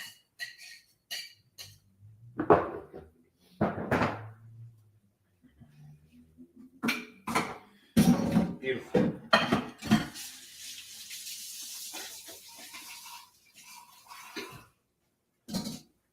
So, what I want to do is I want to heat up my milk, okay? So I'm going to put my milk into a small pot, and I'm literally just going to heat it up over medium-low heat, okay, on my stove. So medium-low heat. Again, take a look at your onions, give them a little jiggle. You can give them another little taste. Flavor's starting to come together. So I'm warming my milk in a small pot over medium-low heat. And now I want to turn the heat on underneath my potatoes. And we're going to cook these for a little bit, okay, to dry out the potatoes, okay? So basically we're cooking them on medium-low heat. I've got my spoon and I'm kind of beating them up, okay? What are we doing? We're cooking any excess water that we might have had in those potatoes out of them, okay? Why is this important? Again, to give us the creamiest potato puree, we need to have as little water as possible. That's why we cooked them in the skin. That's why we're cooking them again, okay? And it's really, really important to make sure that we get that nice finished texture, okay? So we only need to do this for about a minute or two, but I'm kind of using my spoon to break up the potato a little bit. All right. And you can already see, especially if you use rice potatoes, how these are going to be super creamy. Okay. So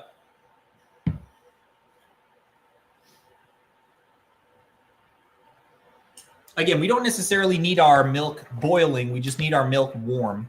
Okay. And what we're going to do next is we're going to start emulsifying our milk and our butter, okay, into our potatoes, okay? So I'm going to stay on nice medium-low heat over here, okay? And I'm going to add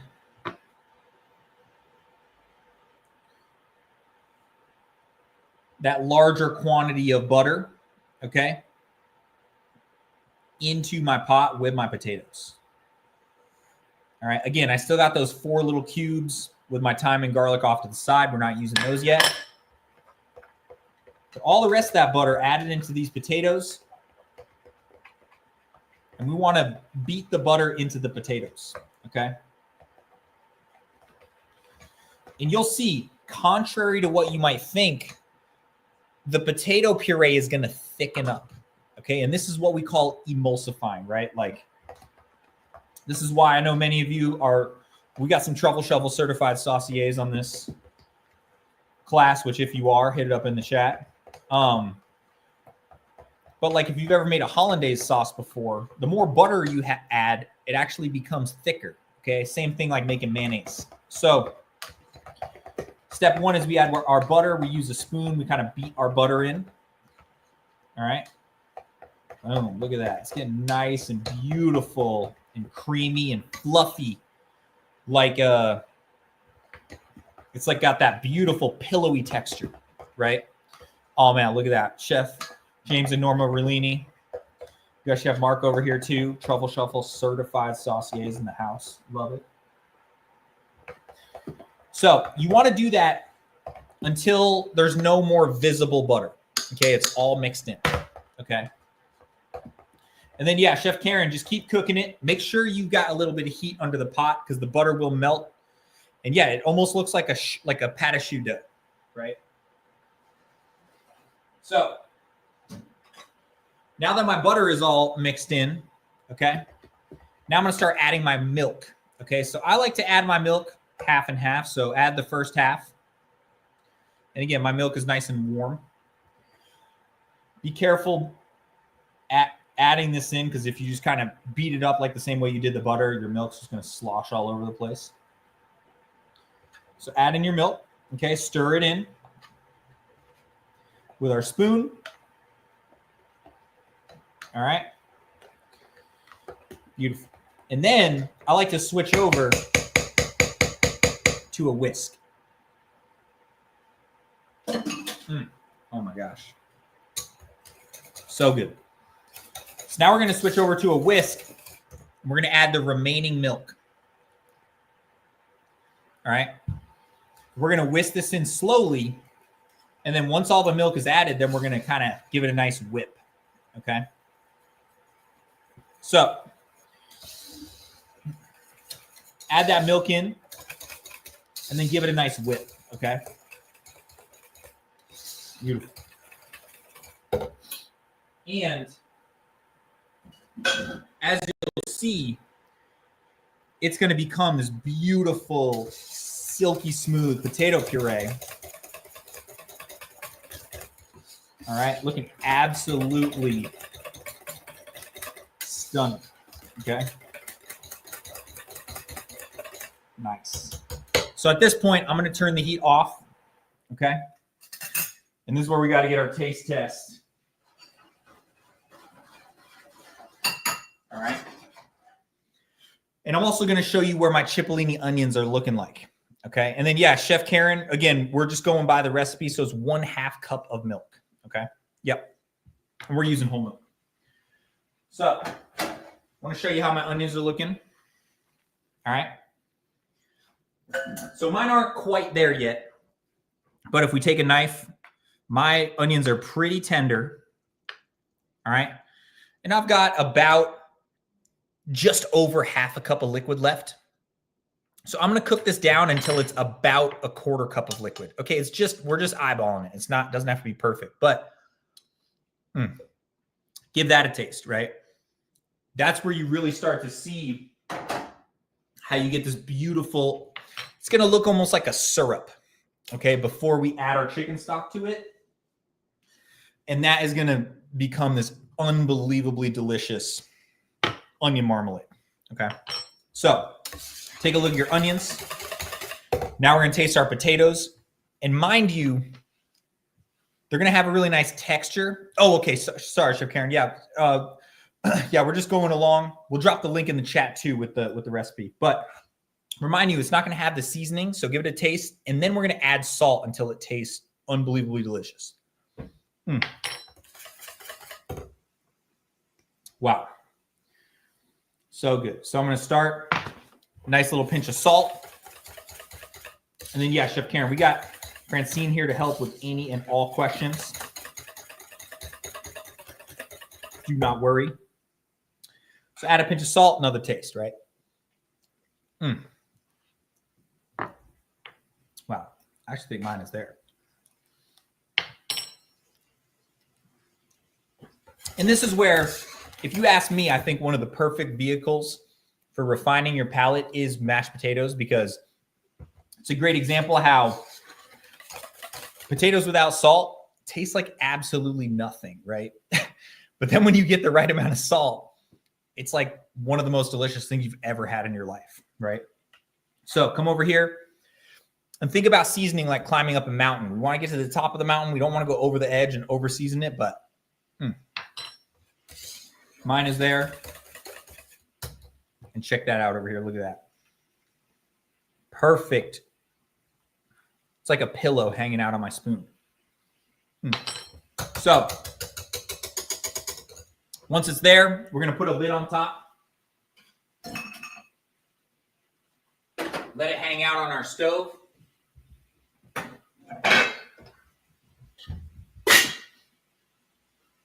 off to the side. Okay. So we're going to get our onions going to the next stage. Okay. Which you'll see. I basically have like, it looks like a syrup at the bottom of my pan, right? If you dip your spoon in there, it's going to kind of coat your spoon, right?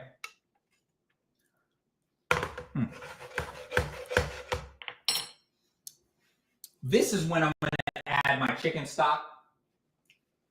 And then we're just going to keep cooking this on this nice medium heat. All right. Keep cooking that back down. So go ahead, add your chicken stock back onto medium heat. Yeah, there it is. And then this is going to be our absolutely delicious sauce.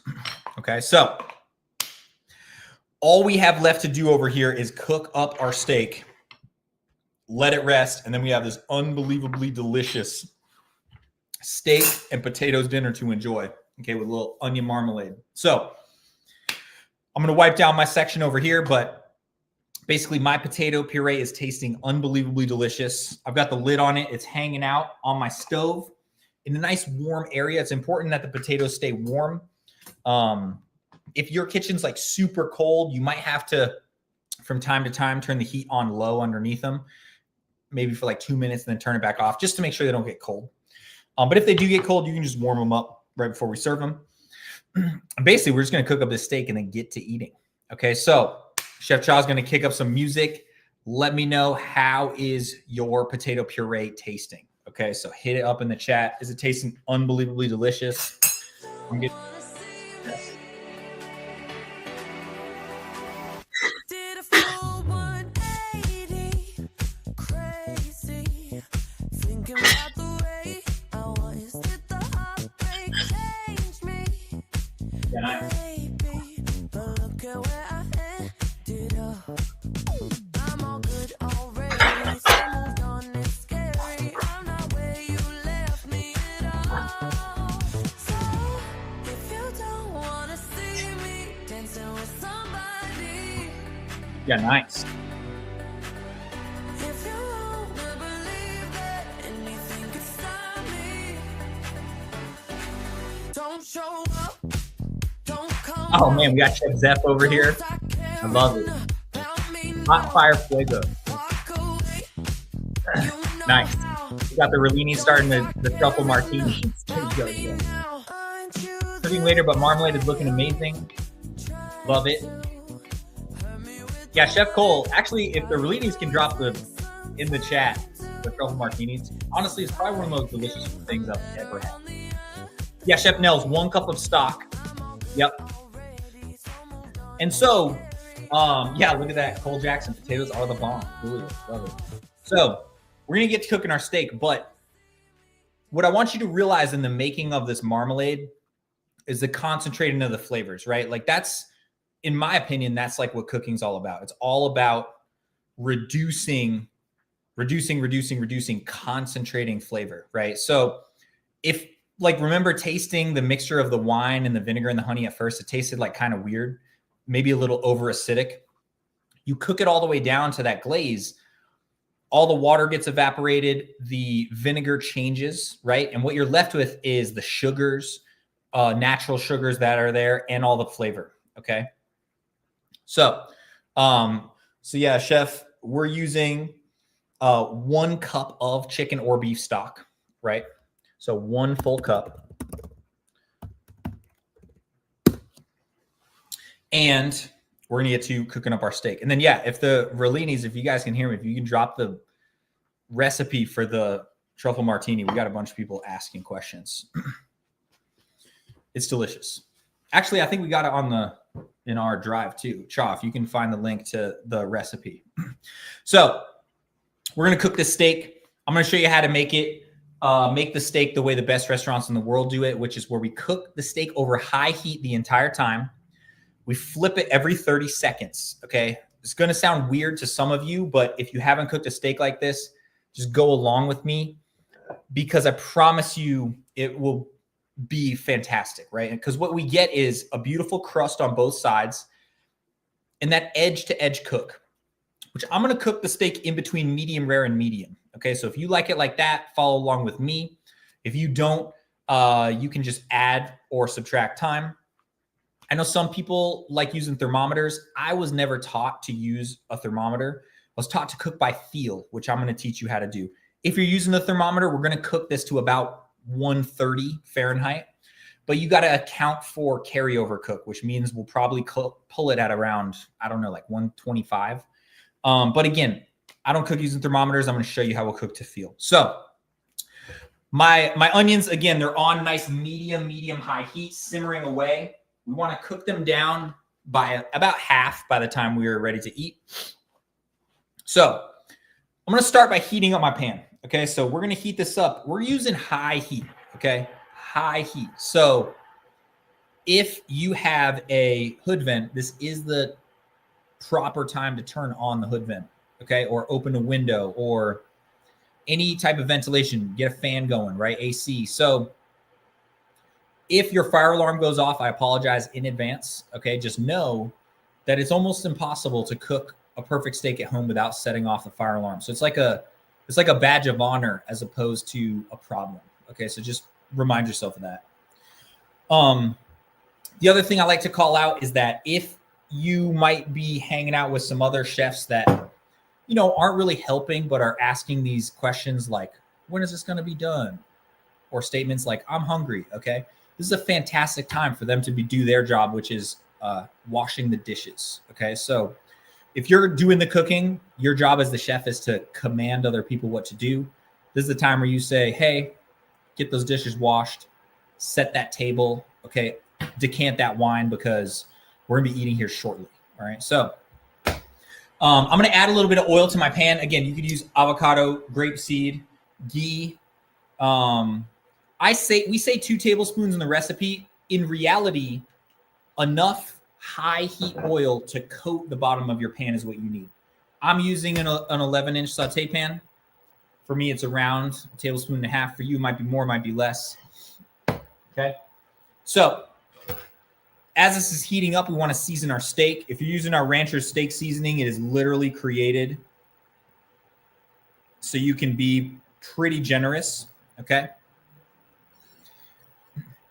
And we want to see, this is why I season on a plate too, right? Because we're able to season both sides and then the edges too. We can kind of tap the edges down. Yeah, totally. Chef Jay over here, 100%. That's how it works, right? There's something called a brigade system in the kitchen. The top of the brigade is the chef. Underneath them are dishwashers, sommeliers, prep cooks. Okay, so if you're cooking, you basically just tell everyone else what to do. So, yeah, hit it up with truffle salt or Rancher's steak seasoning, 100%. Okay. And I want to heat this up until it's lightly smoking. Okay. This is where you can grab a pair of tongs if you want for cooking our steak. But I always like to call out, if you've ever tried to sear a steak or a piece of chicken or fish and it's stuck to your pan, right? It is always because the pan is not hot enough. Okay, it doesn't have anything to do with non-stick or cast iron, right? If your pan is smoking hot and you have enough fat in the pan, it will not stick. Okay, so mine is smoking, so I'm going to lay my steak in. Be very careful with this. Okay, you can use tongs if you want to. So lay it kind of away from you. All right, boom. And my steak is roasting. Okay, so again, we're flipping this over every 30 seconds. And it's going to take about 4 to 5 flips, depending on the thickness of our steak. But I'm going to show you how to cook to feel. Okay, so I'm going to open my window. All right, as I'm telling everyone else to. Cross ventilation is best, right? Open one window on one side of the room, the other window on the other. So, cooking my steak. So I'm going to come over here and get my first flip. All right.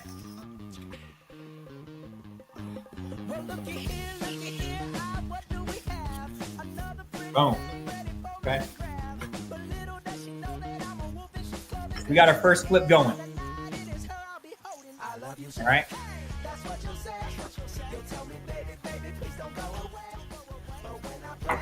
Beautiful. So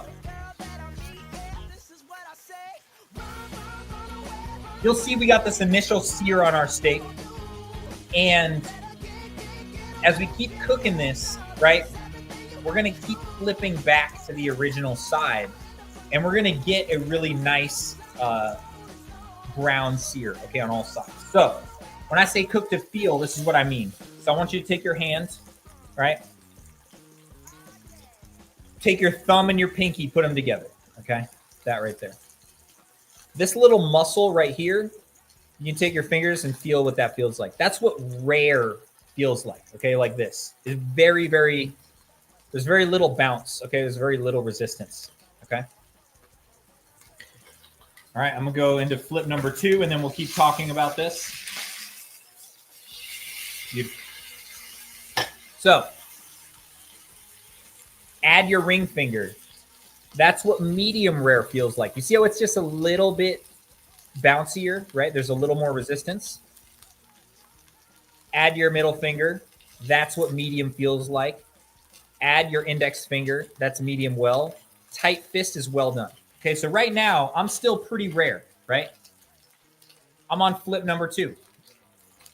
Okay?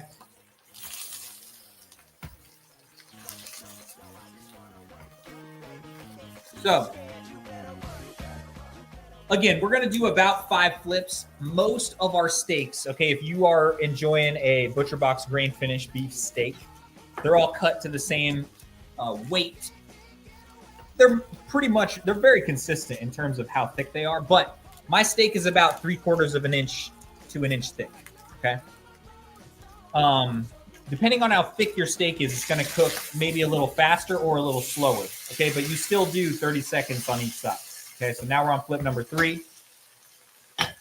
We got the one and only Chef James dropping the link to the truffle martini in the chat. That is a very delicious cocktail, and I can say so from personal experience. So, again, we're still pretty rare, but we're getting close, okay? And basically, again, like I said, I'm going to cook mine to in between medium rare and medium. So what does that mean? That means that I'm going to cook it till it's medium rare, and then we're going to baste it with this beautiful butter infused with thyme and garlic to cook it that half temperature, okay?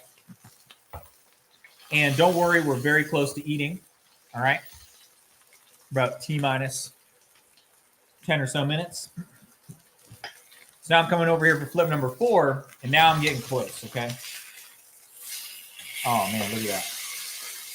So what I want you to notice is how I have this, now that I keep coming back to the same side, I'm getting a deeper crust, okay? It's like if you've ever painted anything, but like painted a house, painted a wall. You paint a first layer, you let it dry, right? Then you come back, you paint it again, you let it dry, paint it again. It's the same thing with getting crust on protein. So yeah, chef, if you're cooking the thick ribeye, I would cook it at high heat, maybe turn it down to medium high for the last couple flips, but you'll get a super deep crust. And if you're cooking the 18-ounce steak, it won't take too much long. If I'm remembering correctly, I think you are. It's not going to take too much longer, okay? But you do want to do the bounce test, okay? So mine, I'm doing the bounce, right? Again, I'm looking for medium rare, so ring and pinky. I'm almost there. I know flip number 5 is going to be what I'm looking for, okay? So come over here, give it a flip. Boom, look at that. Look at that crust. Absolutely delicious. So,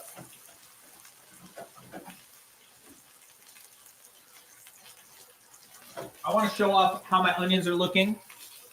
Okay, so my onions have reduced to where I got a little over half a cup of liquid left, which is perfect, okay? You can see it looks slightly thickened. It's got that nice texture to it. So at this point, I'm going to turn the heat off. I'm going to taste it. If they need a little bit more salt, I'm going to add a touch more, but this is looking beautiful. And this will thicken up with the heat off as it cools down slightly. Beautiful. So I'm on flip number 5. So now what I want to do is I'm just giving my last flip, and then I'm going to add my butter, thyme, and garlic into my pan. Let it get magical, and then we're going to baste it up. All right, so let it get nice and magical. And what I mean by that is all the thyme is going to infuse with the garlic and the butter. The butter is going to brown. You're going to place the thyme and garlic rather, on top of your steak and just baste it up. All right, and you see how the butter has the really nice foaminess to it? That means I still have a little bit of that residual water in the butter. It's emulsified. It gives us that beautiful, right, that beautiful flavor. So just kind of give it a bath.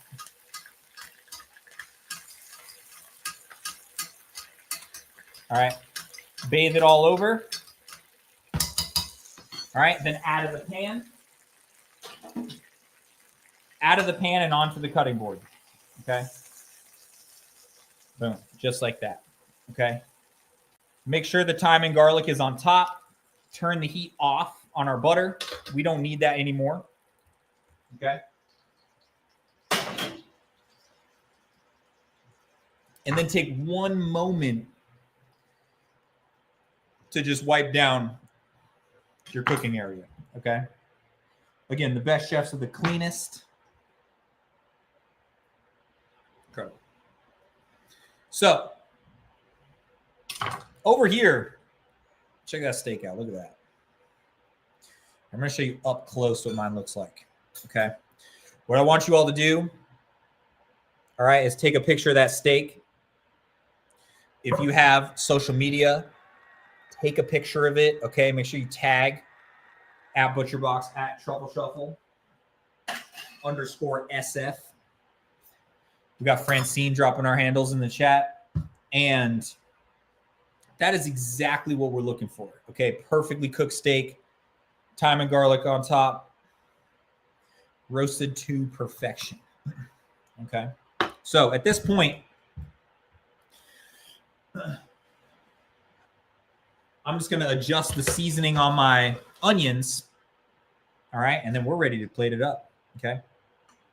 One thing I like to call out with our onions is that if the liquid reduced down a little too much and it starts to look separated, right? Like it almost looks like the fat is starting to separate. You can always add, and I'll just show you, not that mine is there, but you can add a tablespoon or two of stock back in and kind of swirl it around and it'll re-emulsify. Okay. Beautiful. So I'm coming over here. I'm getting a little taste. Mine's almost there. A little salt, a little black pepper. I like to add a couple drops of red wine vinegar. Okay. Just to kind of elevate that acid a little bit more. Because we have the red wine vinegar in the sauce base that we cook down. Like I like to add a little fresh vinegar to just kind of liven it back up. Oh my gosh. Unreal how good that is. All right. Beautiful. So at this point, steak is resting. Okay. Onions are done. And my potatoes are still looking beautiful. You can turn the heat on under those potatoes to nice low heat, right? Just to make sure they stay warm as they're ready for the next step. So all that's left to do after this is carve up this steak. We will get to eating, but I want you to hit it up in the chat if you are there with me. Okay, so we're going to kick up some music. Give me a thumbs up in the comments if you're there with me.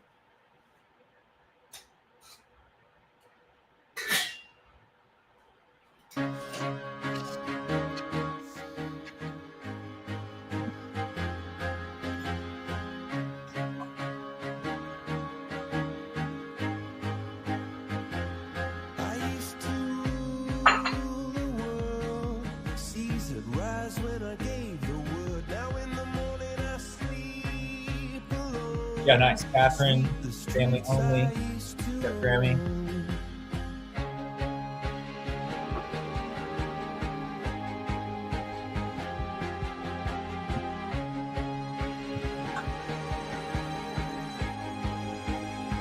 Got Chef Mark.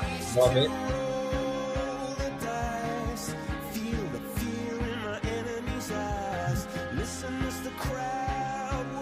Yeah, nice.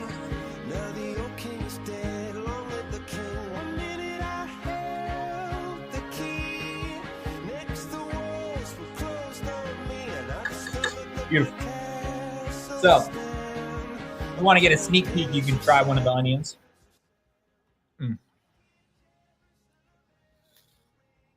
And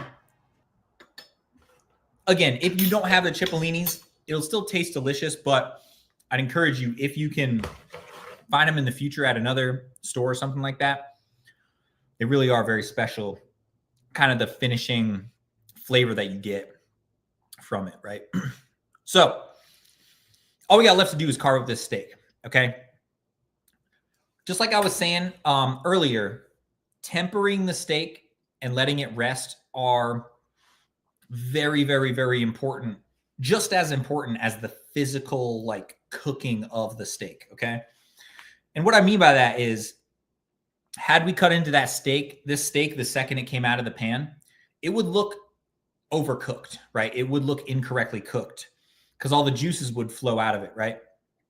When you let the steak rest, the juices kind of reconfigure themselves inside of the meat and they stay in the meat. They don't flow out of the meat. So it retains the pink. Okay. So again, if there's anything for those of you that haven't made a steak with truffle shuffle before can remember is temper, sear, rest, then carve is going to give you vastly better results than if you just cook it straight out of the fridge into the pan and put it on a plate and dive into it. Right. So I'm gonna let this rest just a little bit longer, but we're gonna talk through the next steps. So go ahead, grab your favorite plating devices, okay? And one of the things that I love to say is this is kind of a new format for us doing the YouTube style. So like I said, this link is available, okay, on YouTube, so you can come back and rewatch it as many times as you would like. And the other element is we really love seeing your finished dishes, okay? And what I really want to make sure to encourage all you to do is go ahead, take a photo of your finished dish, make sure to post them to social media. Even if you don't have social media, literally just email them to us, which I got Chaw dropping our email in the chat too. We always love to see your finished product because that's what makes me the most proud, is making sure that you all are making dishes that you're super proud of, and more importantly, learning something, right? Because you can make a recipe once, but if you're not learning like the why behind it, it's almost, I don't want to say it's not worth it, but you miss something, right? So I'm really hoping you take away some why. So what I want to do is I'm going to start carving this steak, okay? So I'm going to remove the thyme and garlic. The thyme and garlic has done its job, so we can give it kind of that 21 gun salute out of here. Okay, thank you very much. And something I want to make sure, don't soak up any of these juices that are on your cutting board. Put them in with the Cipollini onions, okay? So what I want to do is I want to come over here and I'm just going to carve across nice 1/2-inch thick slices. Okay, so I'm going to start from the top. Boom. And as you're carving, literally just move your knife back and forth over the meat all the way until it hits the cutting board. Okay, don't ever push with your knife because that's how you get kind of those jaggedy looking edges in the steak. Okay, let's come through here, cutting all the way through. Beautiful. The top and the bottom is always the chef snack, right? So look at that. Boom. Right?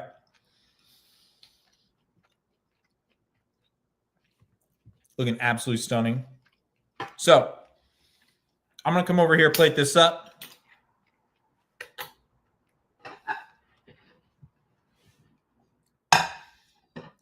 Nice.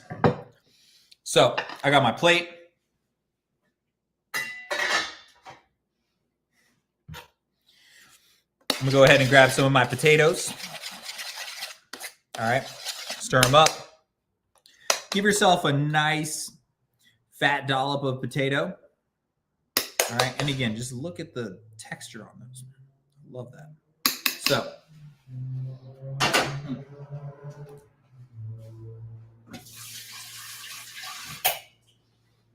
So dollop down of the potato.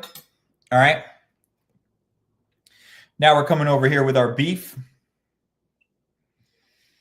All right. So I like to kind of show it off.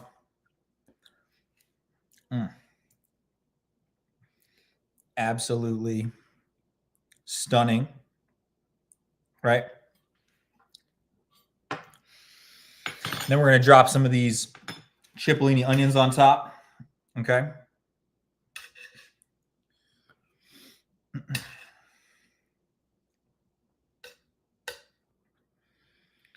Boom. And then a little drizzle of the sauce.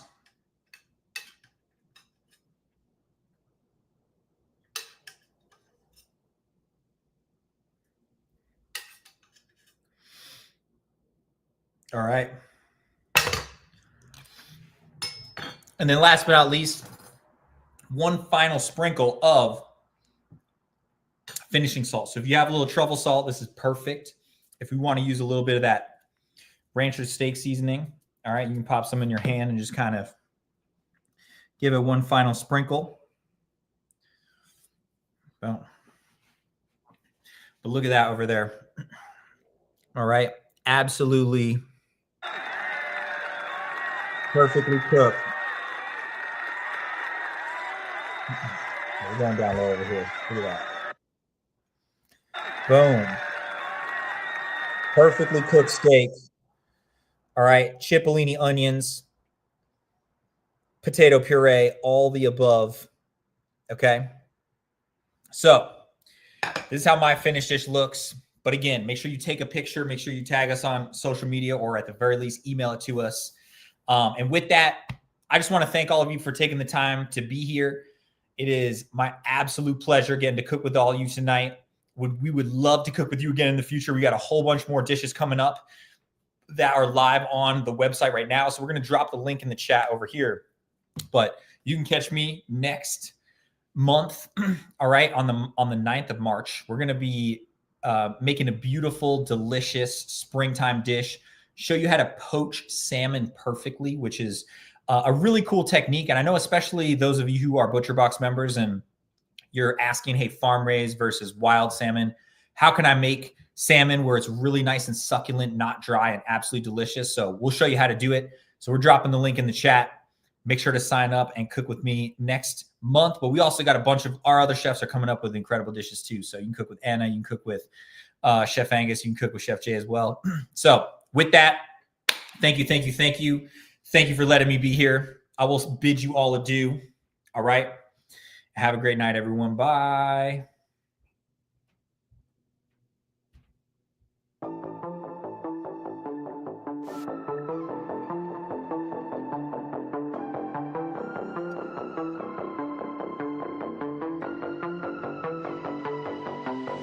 Common love isn't for us. We created something phenomenal. Don't you agree? Don't you agree? You got me feeling diamond rich. Nothing on this planet compares to it. Don't you agree? Don't you agree? Who needs to go to sleep when I got you next to me?